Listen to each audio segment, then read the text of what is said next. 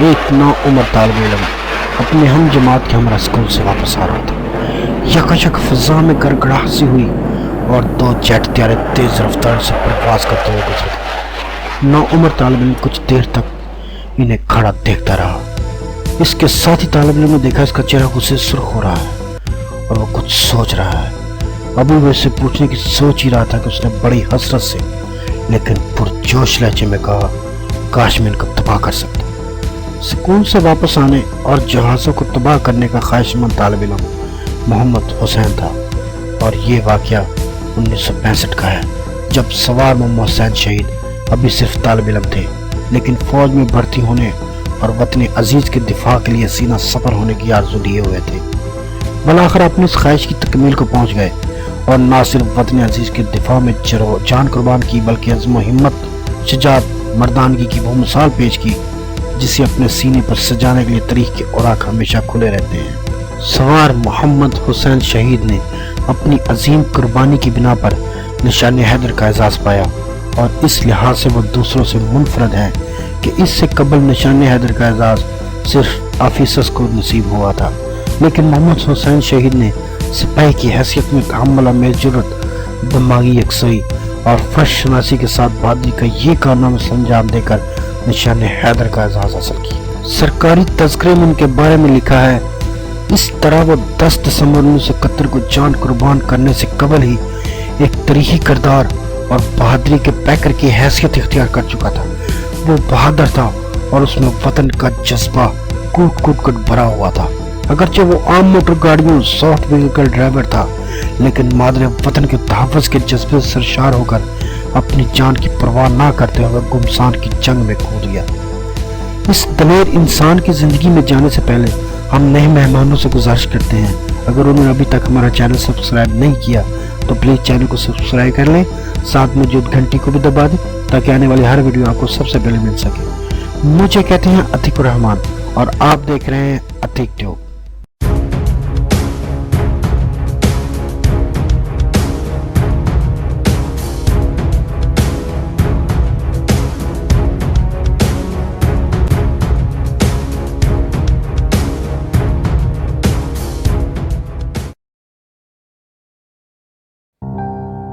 سوار محمد حسین شہید کا تعلق راجپوت جنجوا خاندان سے تھا۔ ان کے والد روز علی ایک معمولی سے ذمہ دار ہیں اور اپنے کنبے کے علاوہ اپنے مرحوم بھائی کی کفالت کا بھی بوجھ اٹھائے ہوئے ہیں۔ ان کا خاندان عرصے سے ڈھوک پیر بخش میں آباد ہے۔ یہ ایک چھوٹا سا گاؤں اور گاؤں کے تمام لوگ شہید کے رشتہ دار ہیں۔ مندرا سے تقریباً 12 میل کے فاصلے پر یہ گاؤں آباد ہے۔ ضلع جہلم، ضلع گجرات کو شروع ہی سے یہ اعزاز رہا ہے۔ انہوں نے بہت سے بہادر سپوتوں کو پیدا کیا۔ سوار محمد حسین شہید کے خاندان کے بیشتر افراد فوج میں خدمات انجام دے چکے ہیں۔ ان کے نانا حوالدار احمد خان پہلی جنگ عظیم کے دوران اعلیٰ خدمات کے سلے میں 4 تمغے بھی وصول کر چکے ہیں، اور ایک رشتہ دار شہامد خان کو بھی وکٹوریا کراس کا اعلیٰ اعزاز دیا گیا۔ سوار محمد حسین شہید کا گھرانہ ایک غریب لیکن ایمان کی دولت سے مالا مال گھرانہ ہے، جہاں عشق رسول سے بڑھ کر کوئی دولت نہیں۔ خاندان کے افراد زیادہ پڑھے لکھے نہیں، لیکن مذہبی احکامات کے بارے میں سب کچھ جانتے ہیں اور زندگی کی حقیقتوں سے پوری طرح آشنا ہے۔ اس گھرانے میں جا کر قرون اولیٰ کے ان مسلمانوں کی یاد تازہ ہو جاتی ہے، اپنے اعمال اور روحانیت سے گردش لیل و نہار کا رخ بدل دیا کرتے تھے، اور جن کے سامنے ایمان پرور کردار نے کئی باطلوں کو جھکنے پر مجبور کر دیا تھا۔ اسی گھرانے میں 18 جون 1948 کو سوار محمد حسین شہید پیدا ہوئے۔ سب سے پہلے انہیں گھر پر قرآن شریف پڑھایا گیا، اس کے بعد موضوع جنگ پھیرو کے پرائمری اسکول میں داخل کرا دیا گیا۔ یہاں سے 5 جماعتیں پاس کر لینے کے بعد وہ دیوی ہائی اسکول میں داخل ہو گئے اور کامیاب ہوتے ہوئے 10ویں جماعت میں پہنچ گئے۔ بورڈ کی جانب سے میٹرک امتحان میں شامل ہوئے، لیکن ایک مضمون میں فیل ہو گئے۔ اسی دوران 1965 کی جنگ شروع ہو گئی۔ گھر والوں نے بہت اصرار کیا کہ وہ دوبارہ میٹرک امتحان میں شامل ہو، مگر وہ نہ مانے۔ 1966 میں جاتلی کے مقام پر فوج کی عام بھرتی شروع ہو گئی۔ اس کی اطلاع جب سوار محمد حسین شہید کو پہنچی تو وہ اپنے ایک دوست دل پذیر کے ہمراہ آفیسر کے سامنے جاتلی ریسٹ ہاؤس میں پیش ہوئے اور دونوں فوج کے لیے منتخب کر لیے گئے۔ فوج میں بھرتی ہونے کی انہیں شروع سے ہی آرزو تھی۔ चुनांचे ये मुलाजिम मिलते ही वो खुद को हर तरह से मुकम्मल समझने लगे। मुलाजमत के 2 साल बाद इनकी शादी इनकी खाला की बेटी अजरा बीबी से कर दी गई, जिनके बतन से 2 बच्चे पैदा हुए। सबसे बड़ी बच्ची है जिसका नाम रुखसाना है, छोटा बच्चा है जिसका नाम मुनव्वर मोहम्मद है। ये जिक्र बहुत तकलीफ दे है कि मोहम्मद हुसैन शहीद को अपने बेटे की आमद की बहुत आरज़ू थी, लेकिन वो बच्चे को देख न सका। जिन दिनों इनके बेटे की विलादत हुई, इन दिनों वो सियालकोट में मुतय्यन थे।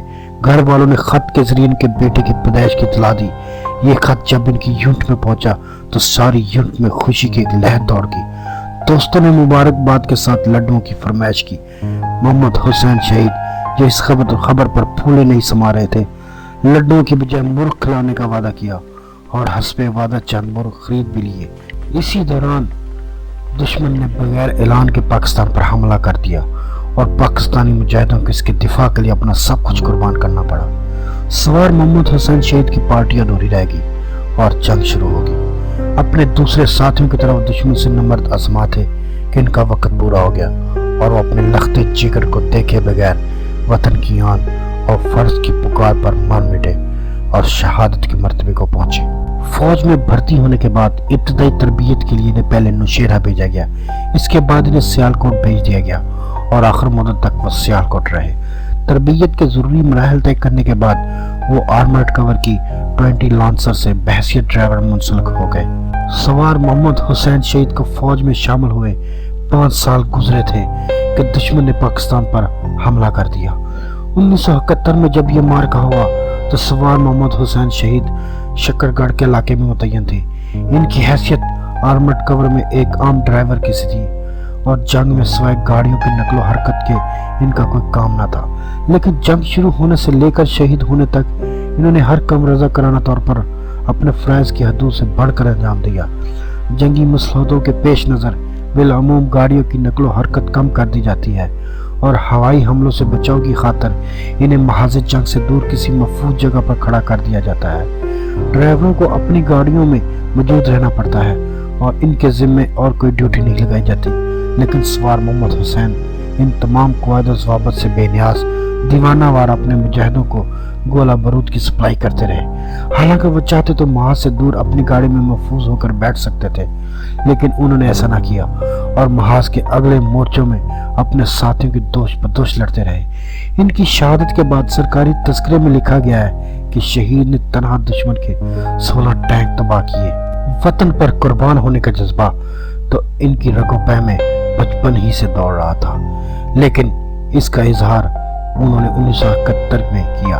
3 दिसंबर 1971 को जब दुश्मन ने पाकिस्तान पर हमला किया तो सवार मोहम्मद हुसैन शहीद बाहर नाले के गांव शकरगढ़ सेक्टर में थे। सवार मोहम्मद हुसैन ने सारी रात अपने मुजाहिदों को असली की सप्लाई में गुजार दी। वो एक मोर्चे में गए और अपने दोस्तों का हाथ बटाया। हालांकि इस वक्त दुश्मन की जानिब से फायरिंग जोरों पर थी और सख्त खतरा था। सबसे बढ़कर बात यह थी कि ये जो कुछ भी कर रहे थे इनके फ़राइज़ में शामिल न था। इनकी ड्यूटी तो बस इतनी थी कि वो अपनी गाड़ी में बैठे रहें और नए अहकामात का इंतज़ार करें। 5 दिसंबर सवार मोहम्मद हुसैन के लांसर रेजिमेंट को दुश्मन के मुकाबले में आ जाने के अहकामात मसूल हुए। इसी रोज़ सवार मोहम्मद हुसैन शहीद अपने commanding officer colonel Tufail Mohammad की खिदमत में हाजिर हुए और ख्वाहिश जाहिर की कि इन्हें रज़ाकाराना तौर पर असली की फराहमी का फरीज़ा सौंप दिया जाए, क्योंकि इनके लिए ये बात नाकाबिल बर्दाश्त है कि वो अपने जज्बात पर काबू किए हुए महाज से दूर खामोश अपनी गाड़ी में बैठे रहे। कमांडिंग अफीसर ने इनकी इस ख्वाहिश का एहतराम करते हुए इन्हें इजाज़त दे दी। इसके साथ ही इन्हें एक कस्तीम ज़मीन मिल गई और असले से लेस होकर अगली सफ़ों में दुश्मन के सामने अपने साथियों के साथ शाना बशाना मसरूफ़ हो गए। इस रोज़ कमांडिंग अफीसर को यह हुक्म मिला था कि नाला डैक और बही के दरमियानी 14 मील में अपनी पोजीशन मजबूत करना। अगरचि ये काम आसान न था, लेकिन पाकिस्तानी मुजाहिदों ने अपनी गैर मुनिशजात और मसाली अज़्म इस्तक़लाल की बदौलत इस नामुमकिन काम को भी कर दिखाया और दुश्मन को शर्मनाक शिकस्त का सामना करना पड़ा। जंगी मसलहतों का ये तकाजा था कि दुश्मन को इस इलाके में कुछ देर तक रोके रखा जाए। चुनांचे 5 दिसंबर से 9 दिसंबर तक दुश्मन को रोका गया। इस दौरान दुश्मन ने कई बार हमलों से पेश करने की कोशिश की, मगर हर बार इसकी कोशिशों को नाकाम बना दिया जाता था। उस तमाम वक़्त के दौरान सवार मोहम्मद हुसैन का इस्तराब और बेकली देखने के लायक थी। उन्होंने एक पल के लिए भी आराम न किया لگتا تھا جیسے وہ کوئی بہت بڑا کارنامہ سر انجام دینے والے ہیں۔ 9 دسمبر کو وہ ادھر ادھر چکر لگا کر دشمن کے ٹھکانوں کو پتہ چلانے کی کوشش کر رہے تھے۔ آخر انہیں پتہ چلا کہ مکان دشمن موضوع ہڑ خورد میں کھیڑا نامی گاؤں کے قریب موجود ہے۔ یہ دیکھنا کہ سوار محمد حسین شہید کے تن بدن میں ایک آگ سی لگ گئی۔ دشمن کو ختم کرنے کا جنون ان کے سر پر کچھ ایسا سوار تھا کہ انہوں نے کسی خطرے کی پرواہ کیے بغیر ایک مورچے میں تن تنہا بیٹھ کر دشمن پر فائرنگ شروع کر دی اور اس کے بہت سے سپاہیوں کو موت کی نیند سلا کر واپس آ گئے۔ واپس آ کر جب انہوں نے اپنے کمانڈنگ افیسر کو دشمن کی پوزیشن اور اپنی بہادری کا قصہ سنایا تو سبھی بہت متاثر ہوئے۔ وہ سارا دن شہید نے اپنے ایک ایک ساتھی کو دشمن کی پوزیشن بتانے میں صرف کر دیا۔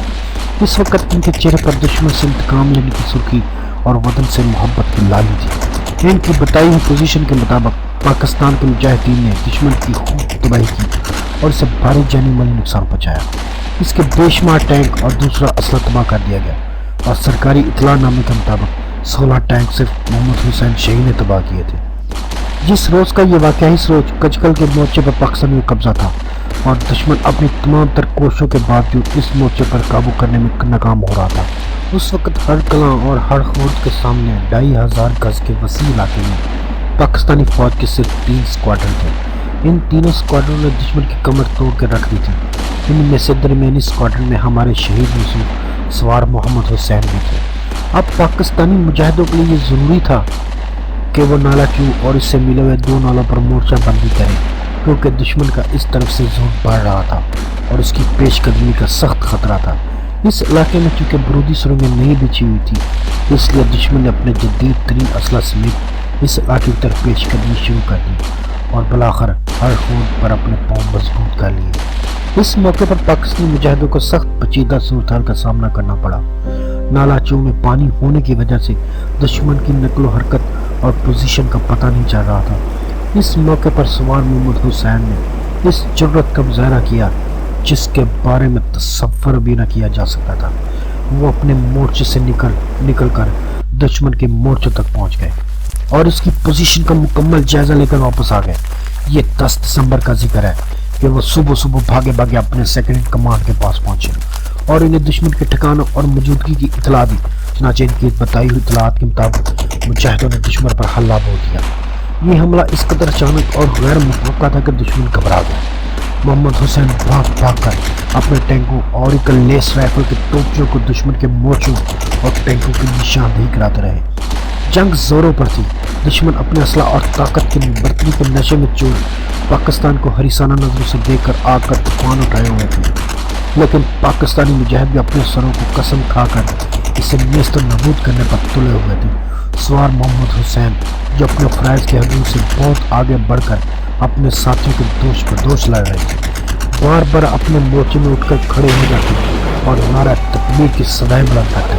ان کے نعروں کی آوازیں گولیوں اور توپوں کی گڑگڑاہٹ کا سینہ چیرتے ہوئے جب مجاہدین کے کانوں میں پہنچتی تو ان کے جسم میں دوڑنے والے خون کی رفتار اور تیز ہو جاتی اور وہ پہلے سے کہیں تیز سے دشمن کا خاتمہ کرنے لگتے۔ جہاں پاکستانی مجاہدین کے عزم و ہمت میں اضافہ ہو رہا تھا، وہاں دشمن کے حوصلے پست ہوتے جا رہے تھے۔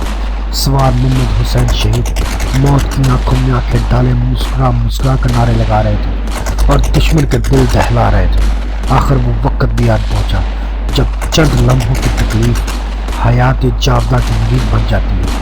محمد حسین شہید ایک ساتھی کو دشمن کا ٹھکانہ بتا رہے تھے کہ دشمن کی مشین گن کی گولی کی بچھاڑ ان کا سینہ چیرتے ہوئے نکل گئی اور اس طرح وہ وطن کی آن پر قربان ہو گئے۔ محمد حسین شہید نے جس مقصد کے لیے قربانی دی وہ رہے گا نہ گئی اور وہ حملہ جسے دشمن نے بڑے تکبر میں ڈوب کر کیا تھا بری طرح پسپا کر دیا گیا۔ جنگ کے بعد وزیر اعظم بھٹو جو اس وقت صدر مملکت تھے، جب اگلے مورچوں کے معائنے کے لیے گئے تو پاکستانی افواج کے کمانڈر ان چیف نے انہیں سوار محمد حسین شہید کے عظیم کارناموں کی کہانی سنائی، جس پر بھٹو صاحب نے ان کے لیے نشان حیدر کا اعلان کیا۔ انہوں نے کہا کہ محمد حسین شہید کی یہ قربانی ہماری تاریخ کا قابل فخر سرمایہ ہے اور انشاءاللہ اسے ہمیشہ یاد رکھا جائے گا۔